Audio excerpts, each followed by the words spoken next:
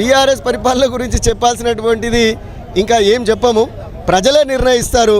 ఎందుకంటే వాళ్ళకి ఎన్నో లోపాయికారి లొసుకులు కనబడుతున్నాయి. మరి కవితమ్మ గారు ఒక రూటు, మరి కేటీఆర్ గారు ఒక రూటు, హరీష్ రావు గారు ఒక రూటు, పాపం పెద్దలు కేసీఆర్ గారు మరి ఆసుపత్రి పాలైనారని కూడా తెలిసింది. వారి పట్ల కూడా దిగ్భ్రాంతి వ్యక్తం చేస్తున్నాం. వారు కూడా ఆరోగ్యంగా ఉండాలి, రానున్న రోజుల్లో అసెంబ్లీకి రావాలి.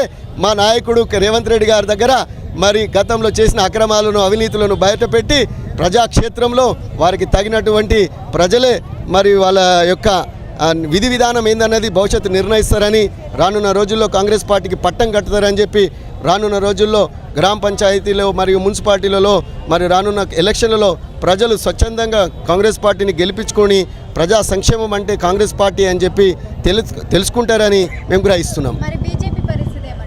బీజేపీ గురించి మీకు తెలిసిందే, నిన్నగాక మొన్న మరి ఎంతోమంది ఆ రాష్ట్ర నాయకత్వాన్ని గురించి మేము చెప్పలేదు. ఎందుకంటే అది కేవలం ఒక వర్గంగా కొంతమందికి మాత్రమే బీజేపీ అంటే పనిచేస్తుంది. ఈరోజు కులాల మధ్యన మతాల మధ్యన చిచ్చు పెట్టుకుంటూ మరి ప్రతిదానికి ఒక వర్గాన్ని ఒక దాన్ని టార్గెట్ చేస్తూ ప్రజలను ప్రజాపాలనను స్తంభింపజేస్తున్నారు తప్ప మరి వాళ్ళు ఎక్కడ ఉన్నారు అన్నది వాళ్ళే ఆలోచించుకోవాలి.